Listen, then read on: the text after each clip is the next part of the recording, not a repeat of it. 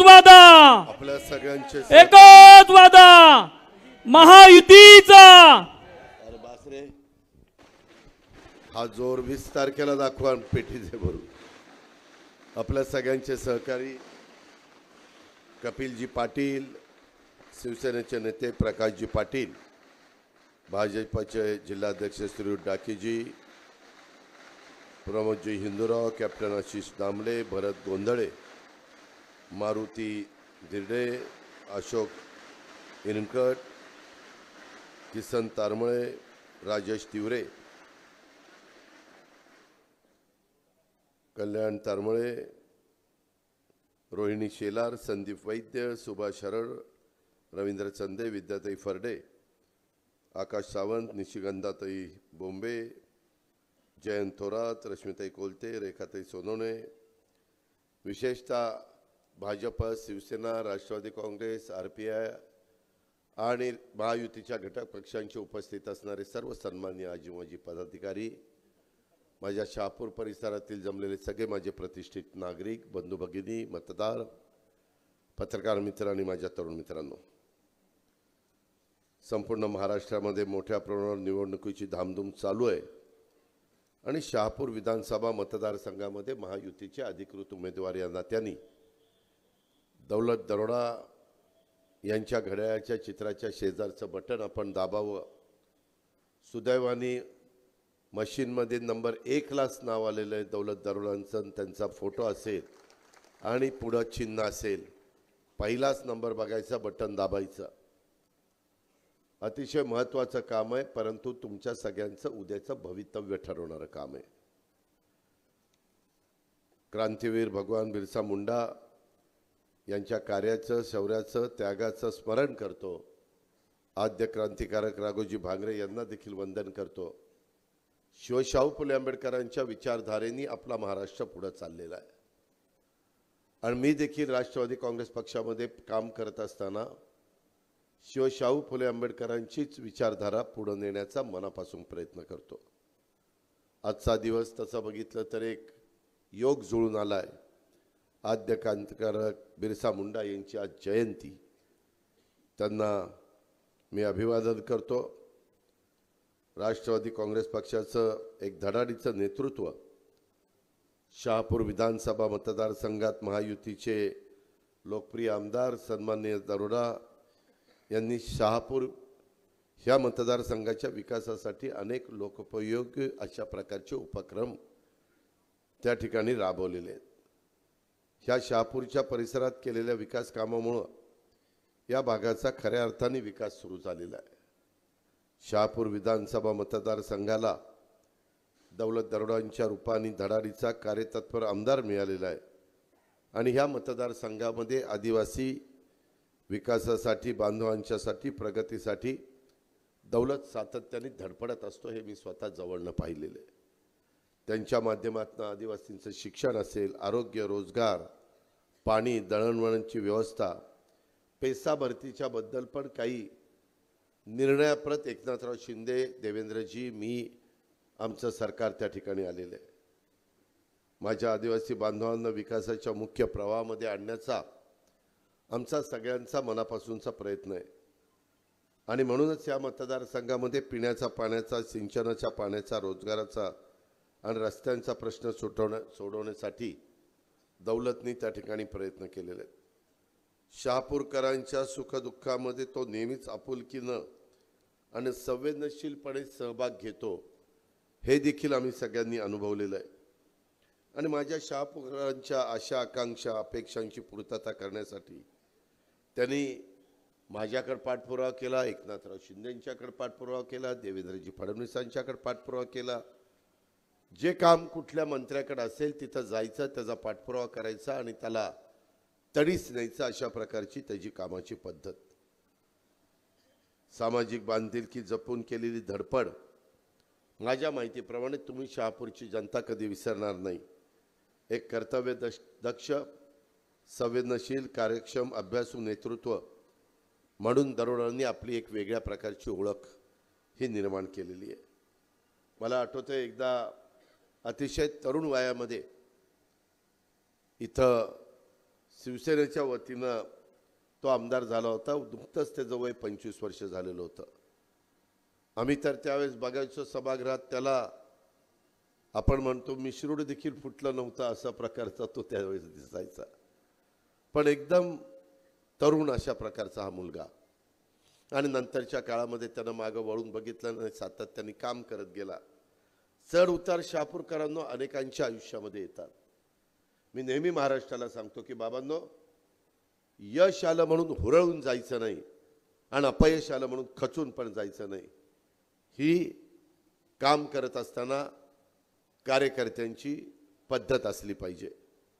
आज मी तुमच्या सगळ्यांच्या समोर येत असताना इथं स्वर्गीय दशरथरावजी तिवरे यांचं आठवण आल्याशिवाय, त्यांचं स्मरण केल्याशिवाय राहत नाही. त्यांना पण मी भावपूर्ण श्रद्धांजली अर्पण करतो. राजकीय जीवनामध्ये सुरुवात केल्यानंतर मला अनेक जिल्ह्यामध्ये अनेक प्रकारचे नेते मंडळी भेटले, कार्यकर्ते भेटले, सहकारी भेटले. परंतु अक्षरशः पक्षाच्या करता अहोरात्र मेहनत घेणारे असे फार क्वचित हाताच्या बोटावर मोजण्याचे सहकारी असतात. त्याच्यामध्ये स्वर्गीय दशरथरावजी तिवरे यांचा फार वरचा क्रमांक लागतो. पण काळाच्या नियतीच्या पुढे तुमचं माझं काही चालत नाही. बोलावणं आल्यानंतर प्रत्येकाला जायचं आहे, ही जगाची रीत आहे. आणि त्याच्यामुळे ते फार लवकर तसे आपल्यातनं निघून गेले. मी त्यांचा जी काही आठवणी आहेत त्या आठवणीला नेहमी लक्षात ठेवीन आणि त्यांचं अधुरं राहिलेलं स्वप्न पूर्ण करण्याच्या करता मी आमचे दौलत आणि बाकीचे सगळे महायुतीचे सहकारी प्रयत्नाची पराकाष्ठा करू अशा प्रकारचा विश्वास मी आपल्याला सगळ्यांना देतो. दौलतच्या विरोधामध्ये देखील जो उमेदवार उभा आहे तोही माझ्या माहितीचा आहे. 14 साली त्याला राष्ट्रवादी काँग्रेस पक्षाकडून निवडून दिलेलं होतं. 19ला त्यांनी शिवसेनेत प्रवेश केला. तसं माझ्या शहापूरच्या परिसरामध्ये घड्याळ हे मतदारांना जवळचं वाटतं आणि त्याच्यामुळं त्यानं प्रवेश केल्यानंतर काही कारण नव्हतं, पण केला त्याने प्रवेश. मी परत दौलतशी संपर्क साधला. दौलतला म्हणलं, दौलत मागच्या वेळेस तुला अपयश आलेलं होतं, त्यावेळेस घड्याळ तुझं खूण नव्हती, ह्यावेळेस घड्याळ खूण देतो, चल उभा राहा. दौलतने घड्याळाची खूण घेतली, उभा राहिला आणि निवडून आला. त्याच्यानंतर सातत्याने दौलत एकनाथराव मुख्यमंत्री झाले तरी देखील आपला ठाणे जिल्हा पुढे गेला पाहिजे, आपल्या जिल्ह्यामध्ये कामं झाली पाहिजे. अनेक प्रकारचे कामं ह्या जिल्ह्यामध्ये चालू आहेत. त्याचबरोबर दौलतनी एकदा तिकीट त्याला मिळालं नाही म्हणून तो राष्ट्रवादीत आला, नाही तर पहिल्यापासून दौलत तसा शिवसेनेचा हाडाचा कार्यकर्ता, हा रुंदरी कार्यकर्ता आणि ज्या गरीब कुटुंबातनं आदिवासी समाजातनं पुढे आलेला असल्यामुळं त्या समाजाचं आपण काहीतरी देणं लागतो. परंतु त्या समाजाला देखील देत असताना जो बिगर आदिवासी समाज आहे त्यालाही आपल्याला विसरून चालत नाही. कारण शेवटी शहापूरचा परिसर अनेक जाती धर्माची लोक गुण्यागोविंदाने राहणारा परिसर आहे. ही मनाशी खुणगाठ बांधून त्यानं काम केलं. परंतु समोरचा त्याचा उमेदवार राष्ट्रवादीत पहिला होता, नंतर शिवसेनेत गेला, नंतर शिवसेनेतनं शिंदे गटामध्ये गेला, शिवसेना शिंदेमध्ये गेला, त्याच्यानंतर पुन्हा राष्ट्रवादी पवार गटामध्ये गेला. अशा पद्धतीने सारख्या पलट्या मारतोय. त्याच्यामुळं पलट्या मारणारा माणूस हे जे काही आपल्याला गरज नाही. माझी आपल्याला सगळ्यांना माहिती आहे की आम्ही शब्दाचे पक्के आहोत. महाराष्ट्रामध्ये 30-35 वर्ष काम करणारा मी एक कार्यकर्ता आहे. एकेकाळी कपिल पाटील, प्रमोद हिंदूराव, आम्ही सगळेजण इथं बसलेले. राष्ट्रवादी काँग्रेस पक्षाची स्थापना झाल्यानंतर फार मोठी ताकद ठाणे जिल्ह्यामध्ये, शहापूरच्या परिसरामध्ये, पालघरच्या परिसरामध्ये राष्ट्रवादी काँग्रेस पक्षाची होती. पालघर जिल्ह्याची निर्मिती करत असताना पण मीच पुढाकार घेतलेला होता. आता इथं संदीप वैद्य आणि त्या सगळ्या सहकाऱ्यांना आठवत असेल, हे सगळे कार्यकर्ते माझ्याकडे आले आणि यांनी सांगितलं, दादा आमचा जिल्हा एवढा मोठा झाला की आमच्याकडे लक्ष कोणी देत नाही. आणि मग तो आदिवासी जिल्हा केला आणि 6 विधानसभा मतदारसंघाचा जिल्हा करून अर्थमंत्री म्हणून मी त्याच्यावर सही केली. कारण त्याच्यात अधिकाऱ्यांनी सांगितलं होतं की त्याला 500 ते 1000 कोटी रुपये लागतील. म्हणलं 500 ते 1000 कोटी रुपये लागले तरीच चालेल, परंतु त्या भागातल्या लोकांची सोय झाली पाहिजे आणि तशा पद्धतीनं त्या नवीन जिल्ह्याची निर्मिती झाली. मित्रांनो, विकासात्मक कामं पूर्णत्वाला नेण्याच्या करता ह्या माझ्या शहापूरला करोडो रुपयाचा निधी आम्ही दिला. त्याच्यामध्ये शहापूर तहसीलदार कार्यालयाची नवीन प्रशासकीय इमारत हे आपण उभी करतोय. प्रशस्त प्रशासक पोलीस स्टेशन हे आपण बांधतोय. शहापूरचा बस स्थानकाचा प्रलंबित प्रश्न हा आपल्याला सोडवायचा आहे. त्याचं अपूर्ण काम लवकरात लवकर पूर्ण करण्याच्या करता मी आचारसंहिता संपल्यानंतर त्याला निधी देण्याचं काम करीन. आम्ही सगळेजण काम करत असताना मी आवर्जून सांगेन की मी कार्यकर्त्याच्या पाठीशी उभा राहणारा कार्यकर्ता आहे. त्याच्यामध्ये तिवरे कुटुंबियांच्या पाठीशी सदैव मी आणि माझा पक्ष ठामपणे उभं राहण्याच्या बद्दलची खात्री देखील मी तुम्हाला सगळ्यांना देतो. कारण शेवटी एक परिवार आहे, आपण जीवाभावाची माणसं आहेत आणि त्याच्यातून मिळालेल्या पदाचा आणि सत्तेचा वापर हा लोकांचे प्रश्न सोडवण्याच्या करता करायचा असतो.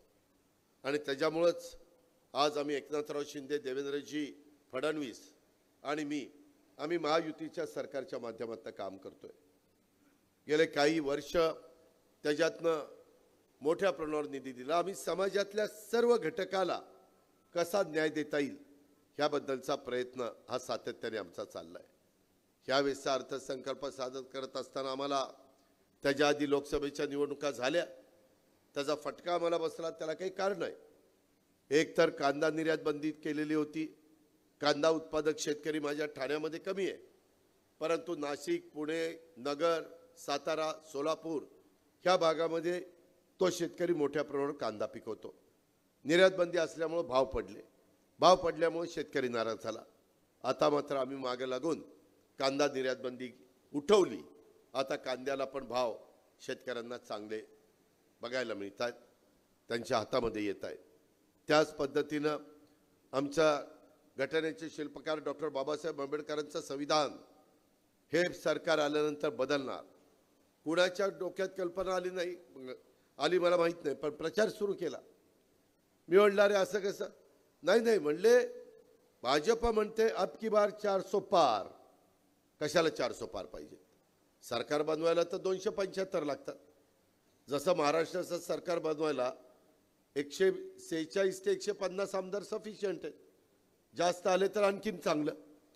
पण ह्यामध्ये आपल्याला आम्ही ज्या पद्धतीने एकनाथरावजी, देवेंद्रजी आम्ही ही भूमिका महायुतीची घेतली, आमच्या भाजप, शिवसेना, राष्ट्रवादी आणि RPI ह्या सगळ्या घटक पक्षांनी घेतली, त्यामध्ये आमची हीच भूमिका आहे की आपण 250च्या पुढे जागा आणायच्या आणि मजबूत आणि स्थिर सरकार, स्टेबल सरकार की ज्याच्यातनं ह्या राज्याचा मोठ्या प्रमाणावर विकास झाला पाहिजे.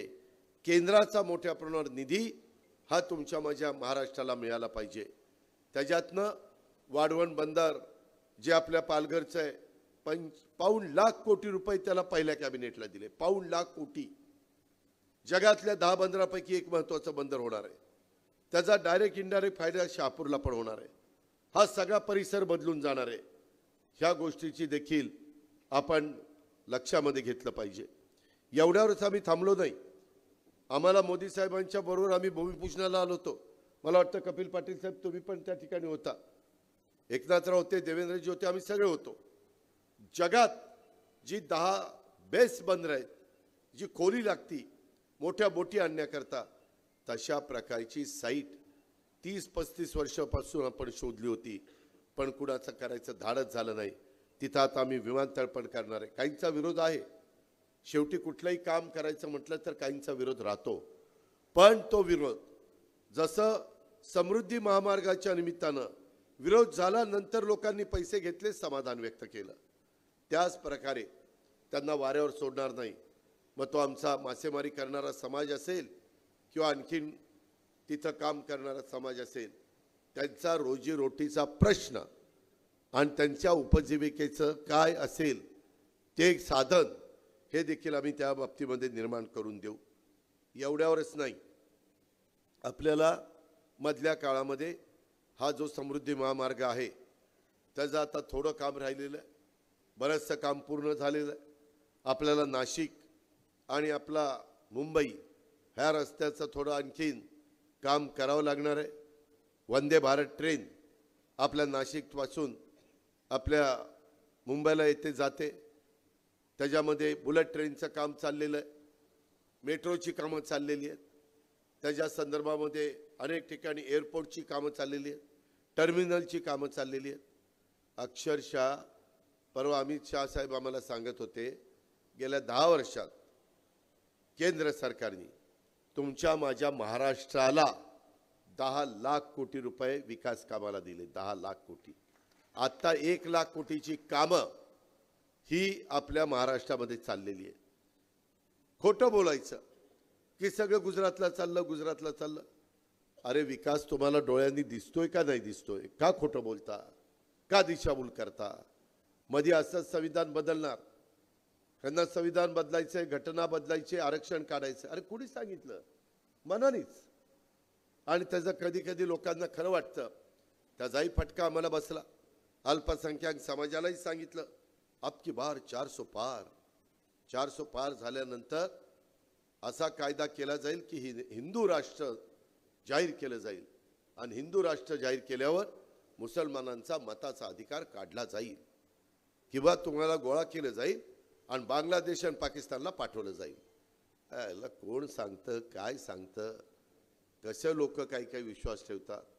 अरे बाबांनो, बाबासाहेबांनी दिलेलं संविधान एवढं तुम्हाला मला एकत्र ठेवतं, एकजीव ठेवतं की बाकीच्या बांगलादेशमध्ये, पाकिस्तानमध्ये, श्रीलंकेमध्ये काही ना काही गोष्टी घडत असतात. कधी पंतप्रधानालाच काढतील, कधी त्याला पळूनच लावतील, कधी राष्ट्रपतीलाच पळून लावतील, त्याच्याच घरामध्ये जाऊन त्याच्या स्विमिंग पूलमध्ये डुंबत बसतील, काही पण करतील. ते आपल्या भारतात होत नाही.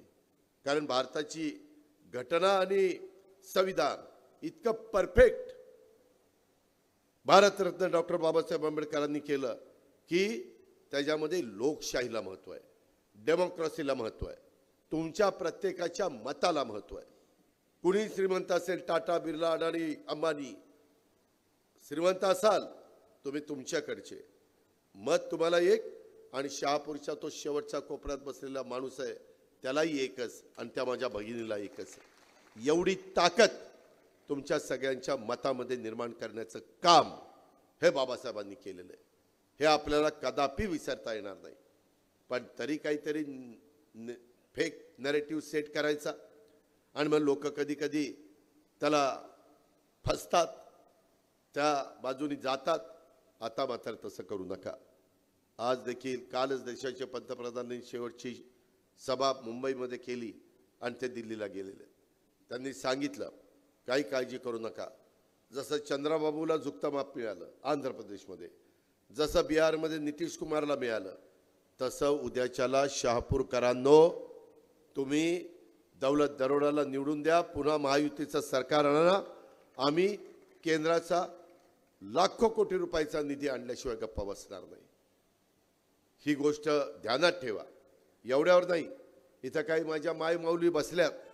मला जो अर्थसंकल्प सादर करण्याची संधी मिळाली शहापूरकरांनो, त्यावेळेस मी विचार करत होतो 6.5 लाख कोटीचं बजेट, त्याच्यात 3-3.5 लाख रुपये पगाराला, पेन्शनला आणि तुमच्या घेतलेल्या कर्जाच्या व्याजाला जातात. बाकीचे 3-4 लाख कोटी रुपये डेव्हलपमेंटला आपण खर्च करतो. मी अधिकाऱ्यांना म्हणलं की मला महिलांना पण द्यायचं आहे, मला गरिबाच्या मुलींना पण मदत करायची.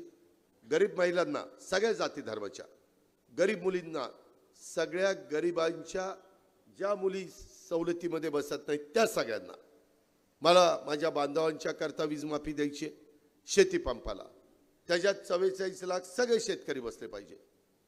त्याच्यामध्ये माझा शेतकरी दूध त्या ठिकाणी व्यवसाय करतो दुधाचा, त्याला परवडत नाही, त्याला 28 रुपये अधिक 7 रुपये 35 रुपये मिळाले पाहिजे, तेही आम्ही केलं. तरुणींचा करता स्टायपन प्रशिक्षण द्यायचं. 12वी वाल्याला 6,000 रुपये, 6 महिने प्रशिक्षण घे, महिना 6,000 रुपये घे. डिप्लोमावाल्याला 8,000 रुपये महिना प्रशिक्षण 6 महिन्याचं घे, ग्रॅज्युएटवाल्याला 10,000 रुपये महिना 6 महिन्याचं प्रशिक्षण घे. म्हणजे इकडं 6 पंचे 36,000 रुपये, दुसऱ्याच्या करता 8,48 जवळपास 50,000 रुपये आणि तिसऱ्याच्या करता 60,000 रुपये. हे त्यांनी प्रशिक्षण घ्यावं. त्या मुलामुलींनी तो अनुभव घेतल्यानंतर त्याला उद्याच्याला JSW कारखाना आहे, ती फॅक्टरीमध्ये कुणाला काम पाहिजे असेल, ते कामाचा अनुभव तुम्ही 6 महिन्याचा घेऊन सरकारने तुम्हाला सर्टिफिकेट दिला असेल तर तो मुलगा किंवा ती मुलगी तिथं कामाला लागेल. बेरोजगारीचा प्रश्न कमी होईल. आम्ही पर्यटनाला चालना देतोय. पर्यटनाच्या निमित्तानं देखील आपण त्याच्यातनं खूप काही रोजगार निर्माण करू शकतो. ह्याही गोष्टी आपण त्या ठिकाणी लक्षामध्ये ठेवल्या पाहिजेत. एकंदरीतच मला आपल्याला सगळ्यांना सांगायचं आहे, आम्ही आमच्या दौलत दरोडा आमच्या सहकाऱ्यांनी प्रत्येक राष्ट्रवादी काँग्रेस पक्ष लढवत असणाऱ्या तालुक्याचा जाहीरनामा तयार केला. बाबा 5 वर्षात आम्ही हे केलंय आणि 5 वर्षात आम्ही हे करणार आहे, हे जाहीरनाम्याच्या रूपाने आम्ही त्या ठिकाणी दिलंय.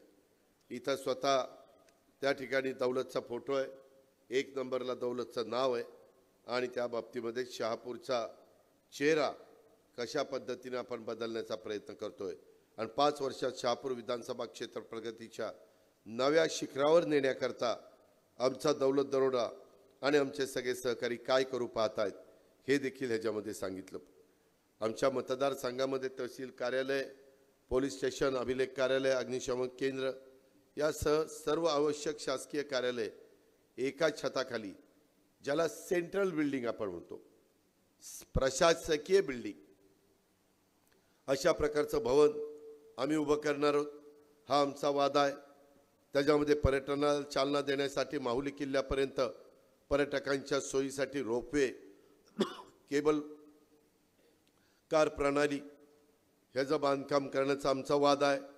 शहापूर तालुक्यातील माहुली हा किल्ला, आजोबागड,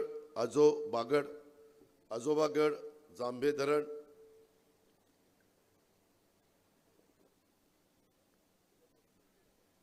अशोक धबधबा, शेलवली, खंडोबा मंदिर, शेरवली मठ इत्यादी पर्यटन क्षेत्राला प्रोत्साहन देण्याचा आमचं भूमिका आहे, आमचा वादा आहे. आणि शहापूर हे ह्या महत्त्वाच्या रस्त्यावर माझा बसलेला असल्यामुळं समृद्धी महामार्ग पण तिकडून येतो, मुंबई नाशिक रस्ता पण आहे आणि त्याच्यामुळं शहापूर विधानसभा क्षेत्रामध्ये आपल्याला काही ठिकाणी ट्रॉमा केअर युनिट हे करावं लागणार आहे. ॲक्सिडेंट झाल्यानंतर त्याचा जीव वाचण्याच्या करता ताबडतोब ट्रॉमा केअर युनिटमध्ये नेऊन त्याला उपचार करायचा किंवा इतर पण लोकांना त्याचा उपयोग होईल, ह्या पद्धतीचं काम आपल्याला करायचं आहे.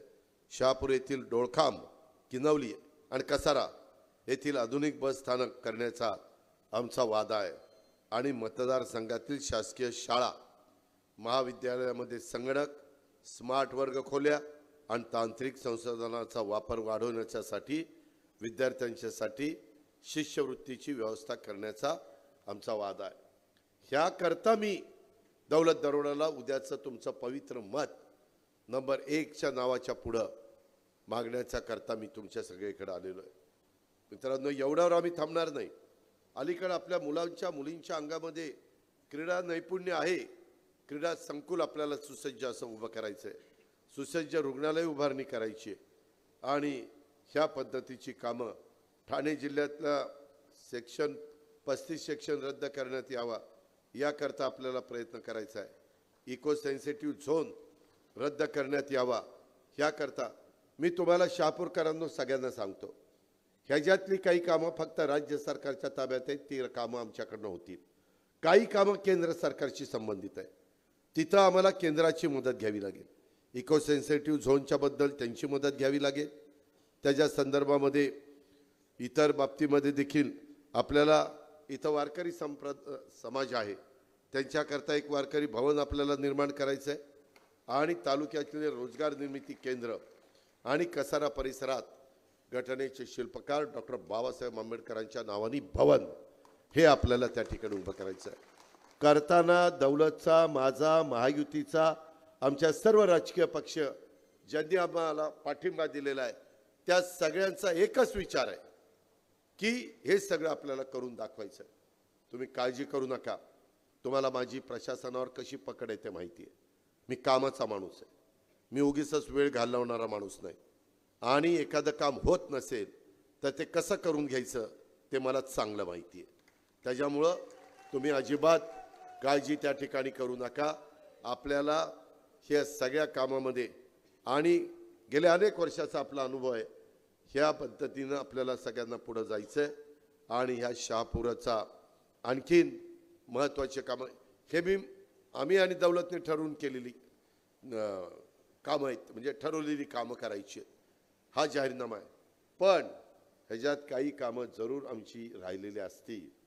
मी तुम्हाला सगळ्यांना सांगेन की तुम्ही एखादं महत्त्वाचं काम ह्याच्यात चुकून राहून गेलं असेल तर लक्षात आणून द्या.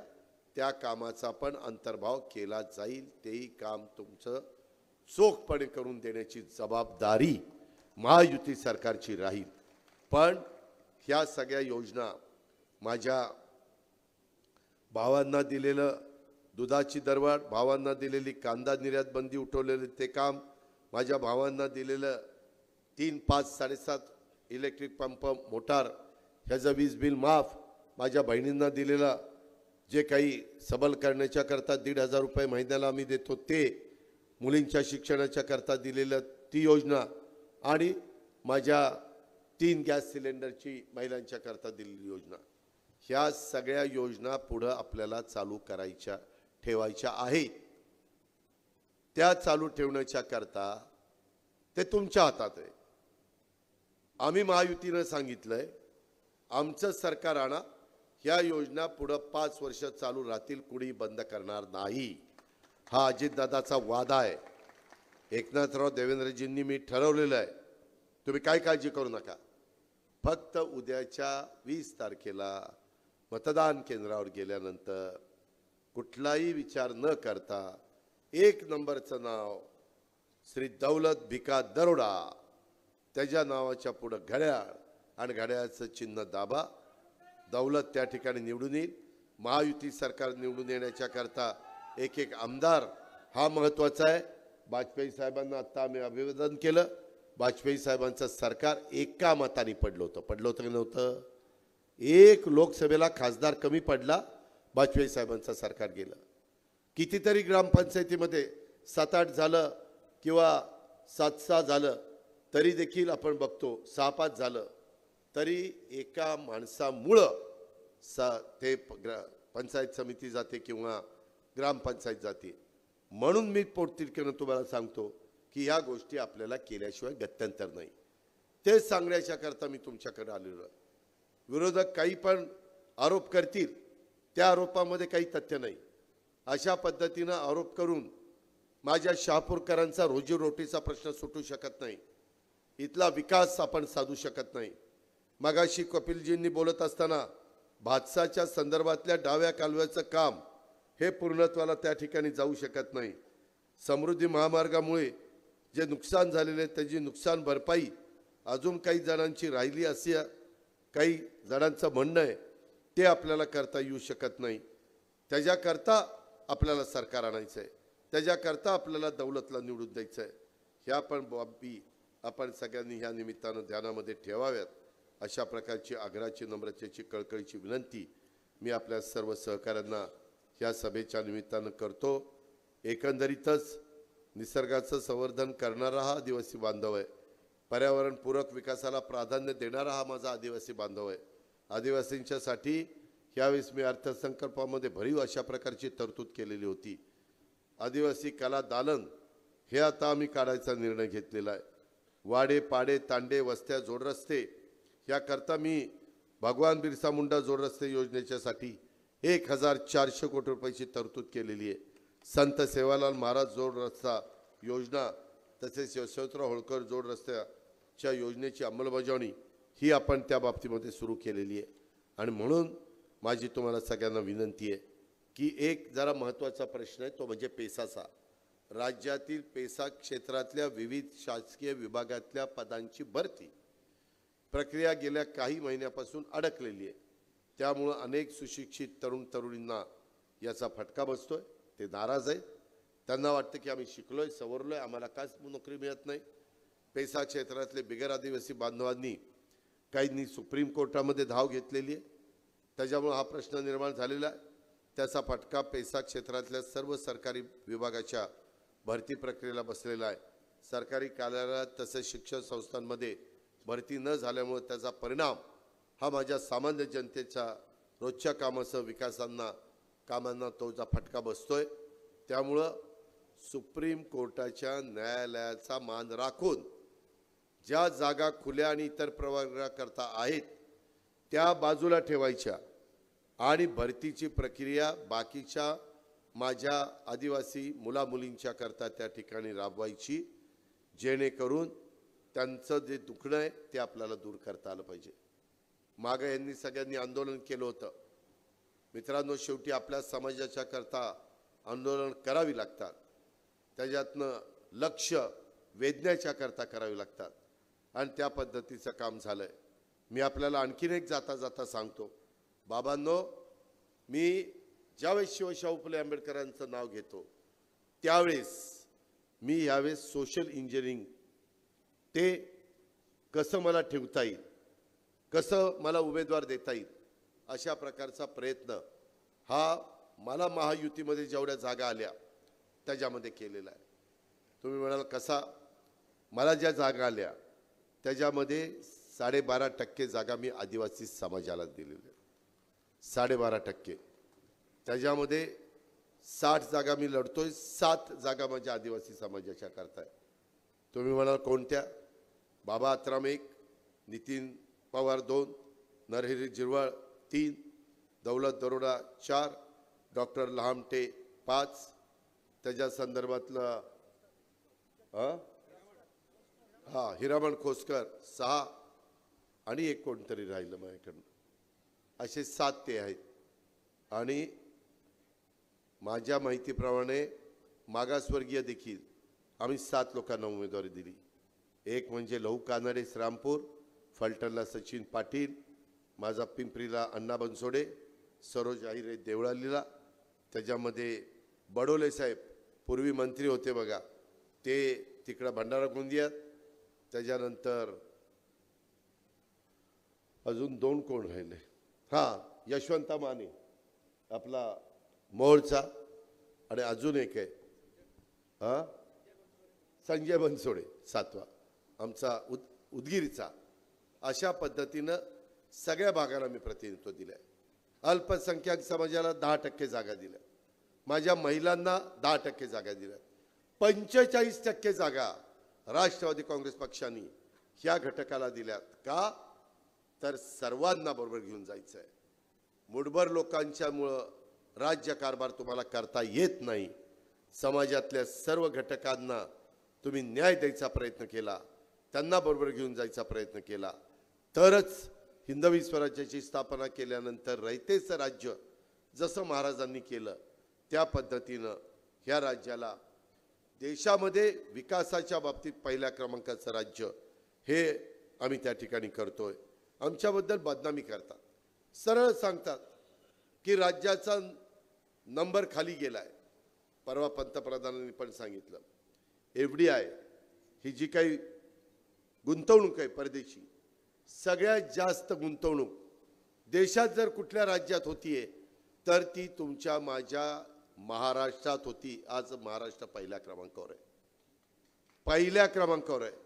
ह्याचा डायरेक्ट इनडायरेक्ट फायदा मुलांना होणार नाही. JSW आता 2 नवीन प्लांट आपल्याकडे टाकतंय महाराष्ट्रात. किर्लोस्कर टोयोटा कंपनी एक प्लांट संभाजीनगरला टाकतंय. लॉइड्स कंपनीनं मोठा प्लांट त्या ठिकाणी गडचिरोलीला टाकलेला आहे. अजून काही गडचिरोलीला प्लांट येत आहे. मागास भागामध्ये आम्ही सवलती देतोय. जा तिथं आम्ही तुम्हाला वेगवेगळ्या सवलती देऊ, त्याच्यामध्ये तिथल्या मुलामुलींना रोजगार द्या, त्या आमच्या तरुणांच्या हाताला काम द्या. हे महायुतीचं धोरण आहे. म्हणून माझी तुम्हाला शहापूरकरांनो आग्रहाची विनंती आहे, हा सगळा विकासाचा गाडा नेटाने पुढे नेण्याच्या करता आपण सगळ्यांनी उद्याच्या 20 तारखेला आमच्या दौलतला घड्याळाच्या चिन्हाच्या शेजारचं बटन दाबून निवडून द्या। तुम्ही पहा, दौलतला विचारा, यंदा मी अल्पसंख्याक विभागाला पण 1000 कोटीचा निधी दिला। जसं मौलाना आझाद महामंडळाला भाग भांडवलाला 1000 कोटी केले तसं तिथं दिला। आता प्रत्येक तालुक्याला त्या विभागाकडनं मुस्लिम समाजांच्या कामाकरता पैसे मिळतात। मला वाटतं तुम्हाला 20 कोटी रुपये त्या ठिकाणी मिळाले, 20 कोटी रुपये ह्याच्या आधी कधी मिळाले नव्हते। अहो, काँग्रेसच्या राजवटीमध्ये पण देत नव्हते। काँग्रेसने नेहमी अल्पसंख्याकांची मतं घेतली, पण वापरून घेतलं, पण त्यांना जो न्याय द्यायला पाहिजे होता तो न्याय दिला नाही। माझी तुम्हाला विनंती आहे की आम्ही एकनाथराव देवेंद्रजी हे सगळं करून दाखवलंय, हे झालंय, ह्याची अंमलबजावणी झाली, तेव्हा आम्ही तुम्हाला सांगण्याच्या करता आलोय।